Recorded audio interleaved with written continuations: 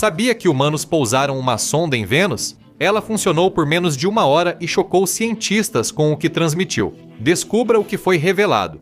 Durante grande parte do século XX, Vênus era o maior mistério para os astrônomos. Podíamos rastrear e mapear sua órbita, mas o planeta seguia oculto pelas nuvens. Ninguém sabia o que havia na superfície até que um homem trouxe uma possibilidade mais sombria. Na década de 1960, o astrônomo americano Carl Sagan compartilhou a ideia de um efeito estufa descontrolado. Sagan afirmou que o ar de Vênus, rico em dióxido de carbono, retinha calor como um cobertor de lã, tornando o planeta uma panela de pressão. Sua teoria atraiu interesse científico. Vênus era uma terra devastada e queimada ou algo mais? Só havia uma maneira de descobrir. Precisávamos ir até lá. Saber que Vênus era uma panela de pressão planetária não impediu as superpotências, apenas aumentou as apostas.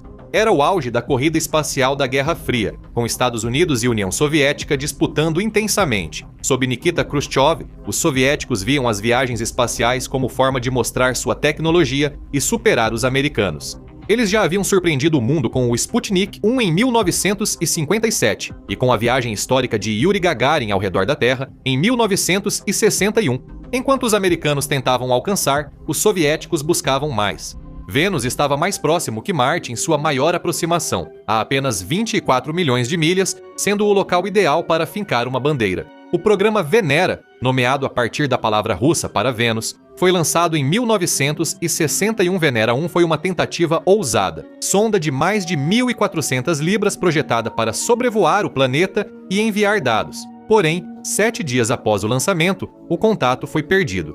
A sonda passou por Vênus a cerca de 62 mil milhas, sem retornar nada de útil. Venera 2 quebrou no caminho, seu sistema de resfriamento falhou e ela superaqueceu antes de fazer medições. Esses fracassos iniciais revelaram uma dura verdade. Viajar pelo espaço era difícil. Essas sondas tinham que voar sozinhas por meses e chegar perfeitamente, ou morreriam instantaneamente. As janelas de lançamento eram pequenas, apenas a cada 19 meses, e a taxa de falha era alta. Os soviéticos passaram a lançar sondas em pares por necessidade, enquanto se reorganizavam. A NASA aproveitou o programa Mariner. A Mariner 1 saiu da rota devido a um traço ausente no código e foi destruída sobre o Atlântico.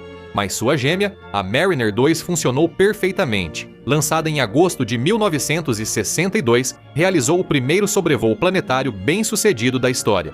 Em 42 minutos de varredura, a Mariner 2 confirmou os piores temores de Sagan ao medir temperaturas de cerca de 800 graus Fahrenheit, suficiente para derreter chumbo. Ela também descobriu que a atmosfera era uma sopa densa e esmagadora de dióxido de carbono, sem nenhum campo magnético protetor. A NASA analisou os resultados e decidiu deixar Vênus de lado. O foco deles mudou para a Lua e Marte, mas Vênus ainda não tinha terminado, e os soviéticos também não. Eles viam Vênus como deles. Em 1965, eles lançaram a Venera 3, visando não apenas um sobrevoo, mas um pouso de verdade. Durante a viagem, o rádio falhou, mas a trajetória da sonda foi perfeita.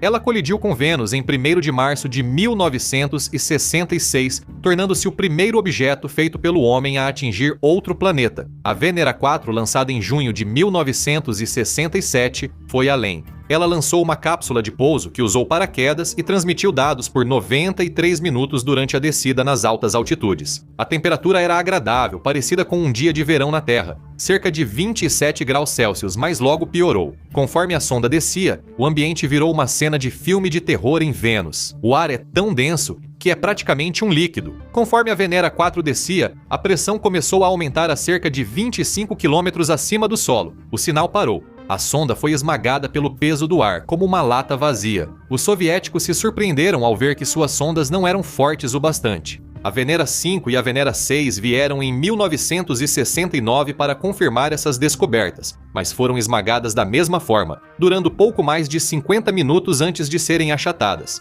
No entanto, eles descobriram que os ventos em Vênus chegavam a até 360 km por hora na alta atmosfera e que o ar estava cheio de gotas de ácido sulfúrico. Em 1970, a corrida espacial já havia mudado. Os Estados Unidos já tinham colocado um homem na Lua, atraindo a atenção do mundo. Os soviéticos buscavam uma vitória, um pouso suave em Vênus. Redesenharam suas sondas. A Venera 7 tinha uma carcaça de titânio resistente e espuma para absorver o impacto. Os soviéticos não estavam mais atrás da ciência, estavam atrás da sobrevivência. No pouso em 15 de dezembro de 1970, o paraquedas rasgou e o módulo de descida caiu rapidamente, atingindo a superfície a cerca de 60 km/h. Isso deveria ter sido o fim, deveria ter morrido com o impacto, mas não morreu. O ar denso, com cerca de 92 vezes a pressão da Terra ao nível do mar, na verdade, ajudou a desacelerar a queda, o suficiente para a sonda sobreviver. Ela quicou, tombou e caiu de lado na Terra, contra todas as probabilidades. Ela enviou dados por 23 minutos e ninguém conseguia acreditar. A temperatura do solo era de impressionantes 887 graus Fahrenheit. Os soviéticos acabavam de completar o primeiro pouso suave bem-sucedido em outro planeta, com a Venera 8 que veio em 1972, e confirmou que, apesar das nuvens, a luz do Sol realmente chegava ao solo. E então eles viram. Para sobreviver mais, as sondas precisavam alcançar a superfície mais rápido. Eles usaram um truque de frenagem atmosférica, um disco metálico gigante que desacelerava a sonda usando o ar denso, sem paraquedas. Venera 9 pousou em 22 de outubro de 1975. Ela sobreviveu por 53 minutos e, nesse tempo, fez algo histórico. Ela tirou a primeira fotografia da superfície. E não era vida, não era água, era um mundo morto, uma paisagem árida de rochas vulcânicas quebradas e terra. O céu estava laranja e embaçado pelo CO2 denso espalhando a luz solar. Venera 10 pousou em 25 de outubro e mostrou um solo mais liso, possivelmente formado por antigos fluxos de lava endurecidos em placas planas. Essas missões mostraram que Vênus tem vulcões, alguns possivelmente ativos. A espaçonave acima usou radar para mapear o planeta, encontrando enormes montanhas como Maxwell Montes, que se elevam 11 mil metros acima do Monte Everest. Depois veio a Venera 13, e isso mudaria tudo. Essa foi a exploradora definitiva de Vênus, pousando em março de 1982. Ela tirou fotografias coloridas da superfície. Ela usava um microfone para captar o ruído de fundo. As imagens exibiam uma paisagem enferrujada, em laranja e marrom, sob um céu amarelo doentio. Leito rochoso plano, placas de rocha tipo basalto, regolito solto e pequenas rochas angulares cobriam a superfície.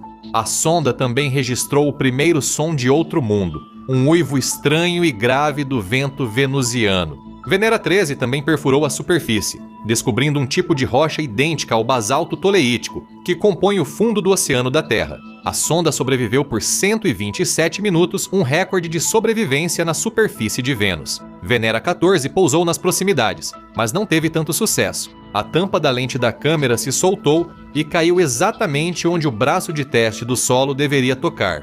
Em vez de medir a dureza da superfície de Vênus, a sonda passou toda a sua vida útil de 57 minutos testando a própria tampa da lente. Após meados dos anos 80, as aterrissagens cessaram. A União Soviética enfrentou problemas financeiros e o programa Venera ficou caro demais. Eles lançaram as missões Vega em 1984, que soltaram balões na atmosfera venusiana. Esses balões flutuaram a 53 km de altitude, enfrentando ventos de 320 km por hora na atmosfera superrotativa.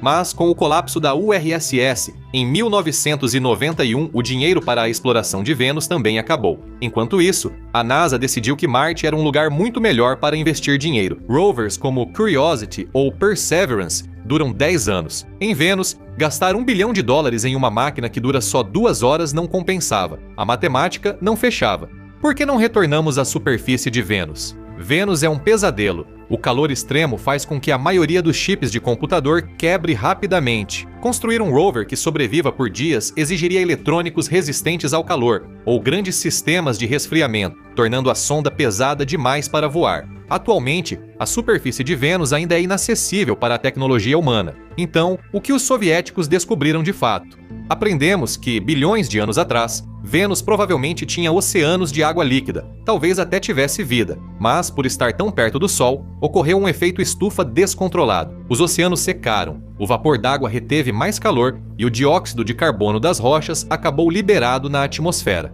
Isso criou um ciclo que transformou um paraíso em uma fornalha. Hoje não há água líquida em Vênus, nem campo magnético para protegê-lo do vento solar. É um planeta fantasma vulcânico ativo, com mais de 85 mil vulcões identificados. No entanto, ainda existe um certo mistério. Em 2020, cientistas encontraram um gás chamado fosfina nas nuvens venusianas, uma substância química que na Terra geralmente é produzida por pequenos organismos vivos. Embora haja discordância sobre isso sugere que, mesmo nesse mundo árido, a vida pode estar presente nas camadas superiores e mais frias da atmosfera, mas Vênus serve como um alerta. Isso mostra como o clima de um planeta pode se desequilibrar facilmente. Isso nos mostra que a diferença entre uma joia azul e um deserto queimado são apenas alguns graus e muito dióxido de carbono. A NASA e a Europa estão planejando novas missões, Veritas e Da Vinci, para voltar a Vênus no final da década de 2020. Elas não vão apenas passar por lá, vão coletar amostras da atmosfera com ferramentas modernas para desvendar mais segredos do planeta. Mas, por hora, a superfície segue como os soviéticos deixaram, um inferno desolado e opressor. Agora, vá conferir 50 fatos surpreendentes sobre o espaço que você não conhecia, ou clique neste vídeo em vez disso.